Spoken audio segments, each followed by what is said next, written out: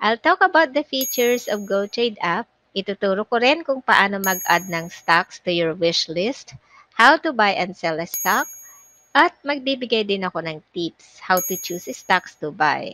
When you open the GoTrade app, so ito yung una mong makikita. Ito ang data ng tatlong US markets versus the previous trading day in terms of percent gain, which is green, or percent loss, pag red.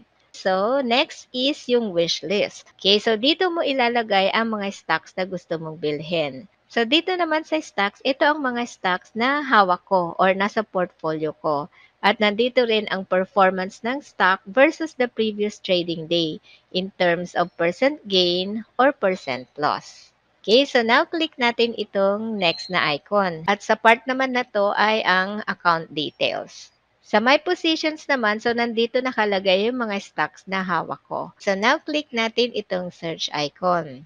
So, dito ka pipili ng stocks na ilalagay mo sa wishlist. GoTrade classified the stocks according to sector para mas madaling pumili ng stocks na gusto mong bilhin or gusto mong ilagay sa wishlist. Check natin itong top 100. So, ang top 100 ay ang top 100 stocks na hawak ng mga Go traders. Meron ding 10 most popular stocks. So, ito yung hottest stocks. You can check this para makita mo yung 10 most popular stocks sa GoTrade. So, dito ka magdi-deposit, magwi-withdraw ng fund, at magmo-monitor ng funding activity mo. So, nandito rin ang funding instructions and help kung may questions ka about funding. Check natin yung last na icon. So, nandito ang iyong account setting. So, makikita mo rin dito ang general info about GoTrade. So, you can chat with GoTrade staff dito sa help. Mabilis lang sila mag-reply based on my experience. So, napunta naman tayo sa wishlist. So, click uli natin tong search icon. Okay, so dito ka pipili ng stocks na pwede mong bilhin or ilagay sa wishlist mo. So, naka-classify ang stocks according to different categories. And meron ding recommended buys ang GoTrade. So, dito, pipili ako ng stocks sa FMCG. So, click tong PNG. And then, ito ang makikita mo. So, nandito yung heart. So, kung gusto mong ilagay ito sa wishlist mo, i-click mo itong heart. Okay, so mapupunta na siya sa wishlist mo. Kung gusto mo namang bumili, so click itong trade. Okay, so, and then, merong 3 options. So, you can buy in dollars. So, ang minimum is $1. You can buy in shares or buy at a limit price. Okay, so pinili ko yung buy in dollars. So, in-input ko yung amount na $2 and then click preview. $2, so nandito ko ilang shares yung mabibili ko sa $2. Okay, and then swipe up to buy. Okay, so buy order received. Okay, so your order has been received and will be executed as soon as the market opens. Open ang market from Monday to Friday, 9:30 p.m. sa Philippine time.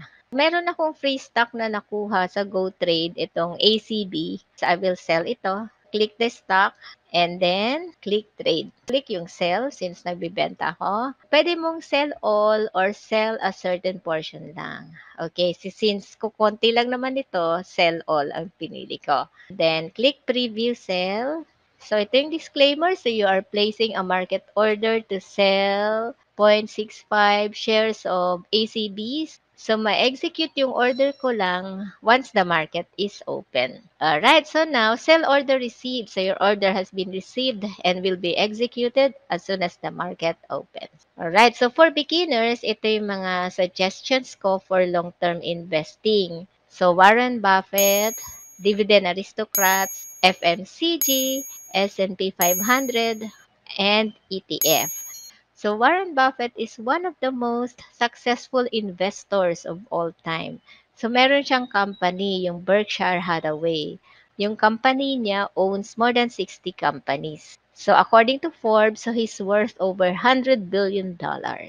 So dito sa list, 42 companies ang included sa Berkshire Hathaway portfolio. So next is yung Dividend Aristocrats. So Dividend Aristocrats are companies in the S&P 500 that not just pay but has raised its dividends every year for the past 50 years. Isa pa sa favorite ko ay ang FMCG, so fast-moving consumer goods. Fast-moving consumer goods literally make our world go round. Kaya ang mga FMCG stocks ay defensive stocks. Pa-like and share na rin para marami pa tayong matulungan. Thank you and don't forget to subscribe to my channel.